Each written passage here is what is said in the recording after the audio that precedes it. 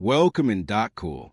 Jupiter's biggest moons were discovered 400 years ago by Galileo, Io, Europa, Ganymede, and Callisto, each fascinating worlds, some of which could hide oceans that might hold life.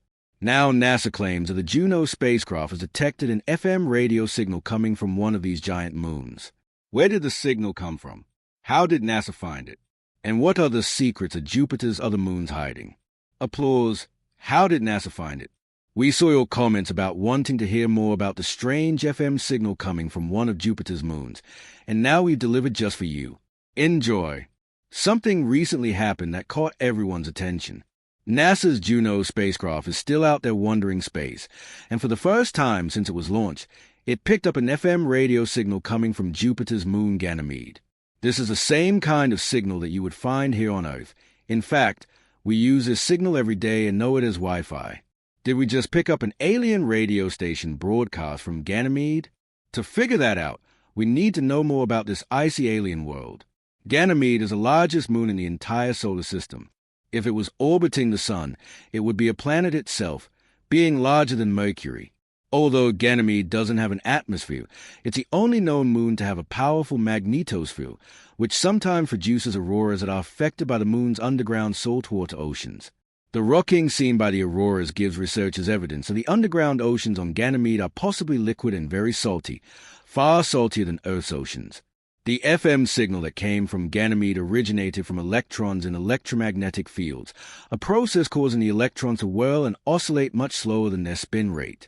The Juno spacecraft detected the 5-second radio burst in late 2020 when the moon crossed a polar region of Jupiter where the gas giant's magnetic field interacts with Ganymede. So, could there be life on Ganymede? Well, we know for sure the signal didn't originate from alien life. It's also very cold on Ganymede, with temperatures around minus 186 degrees Fahrenheit.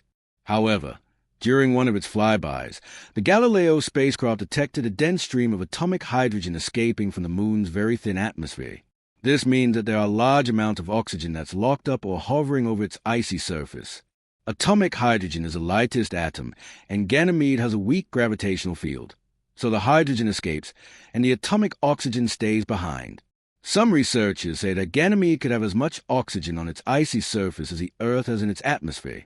So, could Ganymede have everything for life to exist in its subsurface oceans? Some scientists think the pressure at the base of any ocean here would be so high that it would turn to ice, but a mission is needed to find out more. But this moon isn't the best candidate for life. In fact, there's another moon orbiting Jupiter that some scientists are calling the most habitable place inside our solar system. Europa is an icy white moon with brownish streaks on its surface and has an icy crust that could be from 2 to 20 miles thick. It's the smoothest surface of any other object in our solar system, and you wouldn't find any mountains or craters here. Underneath the icy surface would be a vast underground saltwater ocean, which could be twice the volume of those on Earth. Europa is very cold, with an average temperature of minus 260 degrees Fahrenheit, which keeps the icy crust as hard as granite. But could life still exist here? It's possible. Life on Europa. At the dawn of the space age, it was thought that all life depended on the sun, and any object too far from a star would be a frozen ball of ice, unable to support life. But finding thriving ecosystems at the bottom of Earth's oceans relying on hydrothermal vents changed all that. Now we know life is pretty tough, and it can survive completely isolated from the energy of a host star like our sun. It's important to know this because Europa could harbor simple microbial life in liquid oceans underneath its icy crust, and this life could be surviving off the same kind of hydrothermal vents. So how do we know that Europa probably has liquid water needed for life to thrive?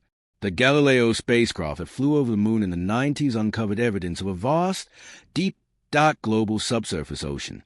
Even though the moon should be a solid ball of ice, the water on Europa doesn't freeze completely because it's constantly churned by powerful tidal forces as the moon orbits around Jupiter. At the same time, those tidal forces cause Europa's core to generate heat. Scientists are excited because this global ocean is thought to be in direct contact with surface ice and the moon's silicate mantle. This brings together everything needed for a habitable environment: liquid water, a source of energy, and a source of minerals and nutrients that life needs to flourish and survive. We know some bacterial extremophiles, like tardigrades, can survive extreme environments, and just maybe Europa's hidden ocean could have these kinds of life forms. Between 2014 and 2016, researchers got evidence that there might be liquid water on Europa. Hubble Space Telescope images showed evidence of huge geysers of water vapor, some 62 miles high, erupting from the surface over Europa's south pole. Although some researchers aren't sure, we're going to find out soon enough. NASA wants to send a probe to Europa by 2025. The spacecraft is called the Europa Clipper, and it will explore whether this icy moon has conditions suitable for life or not.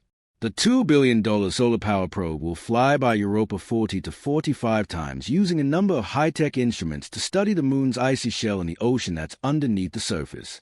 Will it find life? Only time will tell. And what about the Jupiter moon Callisto? Is it possible life could exist there as well? Callisto is the second largest Jupiter moon and the third largest moon in the solar system. It's almost the exact same size as Mercury, but with a surface temperature of negative 218 degrees Fahrenheit. It was once thought to be a dead moon because of its ancient cratered surface. In fact, it has more craters on its surface than any other object in our solar system. If you have many craters on the surface of any astronomical object, it means that geological processes are probably dead. But Callisto also orbits too far away from Jupiter to be affected by the gas giant's magnetosphere and heavy gravity. However, Callisto may also have an underground ocean, and the satellite's icy crust might be acting like a cosmic blanket insulating this underground ocean. It's not clear whether this ocean could hold life because the surface is so old. The only way to find out for sure what's happening on these icy moons is to send a probe. NASA and the European Space Agency are building the Jupiter Icy Moons Explorer, or JUICE, which is planned to launch sometime in 2022 and begin a 7.6-year cruise to Jupiter, arriving sometime in 2029. We've all heard about the James Webb Space Telescope and the amazing potential it will have to find habitable exoplanets, but the JUICE probe is going to be carrying the most powerful scientific payload ever flown to the outer solar system, which includes 10 state-of-the-art instruments, plus will perform an experiment using the spacecraft telecommunication system with ground-based instruments. During the first part of its 3.5-year mission, the JUICE probe will make 30 observation overflights of the three icy moons, Callisto, Europa, and Ganymede, studying them in close detail by examining their gravity, magnetic interactions, and checking to see if liquid water really does exist under the surface of each one. It will then investigate whether these oceans might hold the organic components necessary for life, or even life itself. Enceladus. There's another interesting moon that's been grabbing the attention of researchers lately, but it's not in Jupiter's orbit. However, we think it's worth mentioning if we're going to talk about finding life in the solar system. In 2019, NASA revealed the ocean on the Saturn moon Enceladus contained the building blocks for life. This vast water ocean is about 6 miles deep and lies under an icy crust that's 19 to 25 miles thick. Images of huge plumes of water vapor erupting through cracks at the south pole of Enceladus were captured by the Cassini spacecraft and indicate there must be an underground ocean. These plumes were analyzed by the folks at NASA and found to contain water vapor, ice, salts, methane, along with simple and complex organic molecules, the kind of stuff normally found in living systems.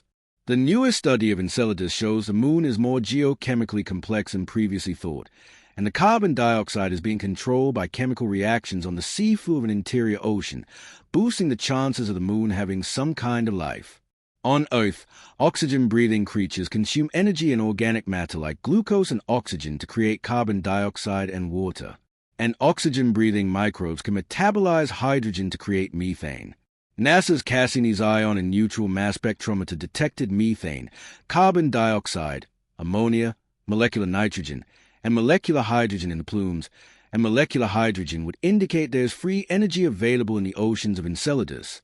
Cracks in the ice where the plumes erupt have temperatures warm enough that seems to show the ocean is being heated by the moon's core. These hydrothermal vents could be similar to the ones found in Earth's oceans, and the hot spots for life. A team of scientists now want to send a probe to the moon to find out. It's called Orbolander, which would cost $2.5 billion. The probe would orbit Enceladus for 200 days, which won't be easy considering Saturn's giant gravity field. Orbolander will fly through these plumes of vapor, which will then funnel into science instruments at high speeds. But this probe won't only orbit the moon, it'll also land on the surface, and so it will need to find the perfect place. Once a location is found, the probe will convert to a lander. 2 nuclear power sources will keep Orblander running on the surface of the moon for up to a year and a half while it sends data on what it finds back to Earth. The chances of finding life out there somewhere seem to become more possible, and with these exciting new missions, amazing discoveries are going to happen. So make sure to stay tuned here. Thanks for watching Dark Core.